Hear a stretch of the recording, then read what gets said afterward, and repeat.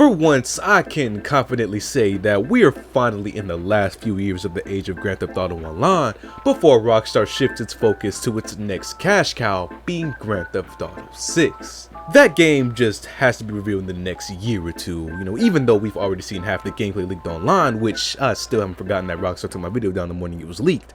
What the f***? So it's no doubt that Rockstar was cooking up one of the most revolutionary and undoubtedly storage consuming games of the next generation.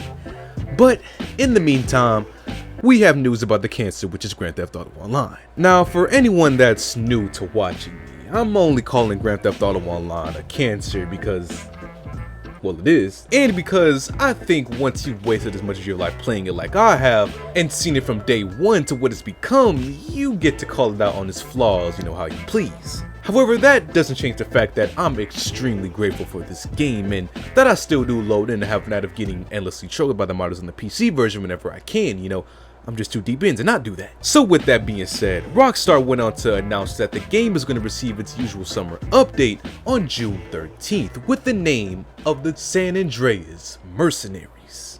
And after reading about it earlier today, I have reason to think that this will be the best update that the game has seen in a while, and I don't think it's going to be because of the new missions that are likely going to be repetitive and overly complicated, but instead because of the content that's actually going to change the gameplay to GTA Online, which I really think we should have had a long time ago. Now, for anyone that doesn't play the game, these changes may seem minor or, not as big as a deal they may seem, but again, I've no life endless days playing this game, so I can tell you that it's the little things that are crucial to the grind of GTA Online and are extremely helpful.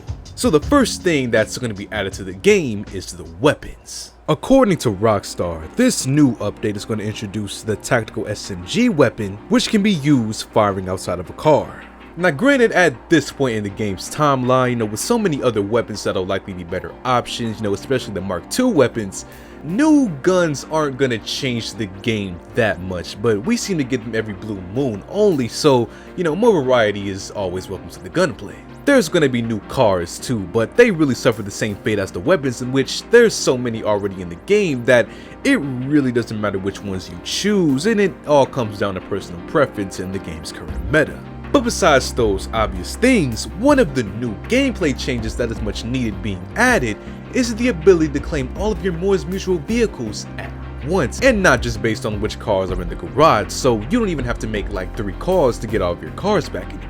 If you don't know, in Grand Theft Auto Online, when your car is destroyed, you have to call Ms. Mutual Insurance to pay and receive it back, but it's tedious because the menu that pops up on the screen only lets you select each car based on the garage it's in, so you might have to call back like 4 or 5 times just to get on multiple cars. But now, that extremely annoying feature is going to be gone and replaced with a mechanic that should have been in the game really since day one and allow you to get all of the cars at once. And speaking of cars, there's going to be a new feature that allows you to add descriptions to your car garages so that you can easily know which one is which and easily pick out your favorite cars, something that I never even thought of. There's going to be a new sprint option in the menu that allows for you to hold your sprint button instead of, rapidly pressing whatever button you gotta press on your controller. The Rockstar Creator tool will finally allow you to change the weather for your created missions along with new props. And the taxi work is getting some sort of update that I really couldn't care less about. So overall, really good changes to the gameplay of this classic title that aim to improve the experience of the game.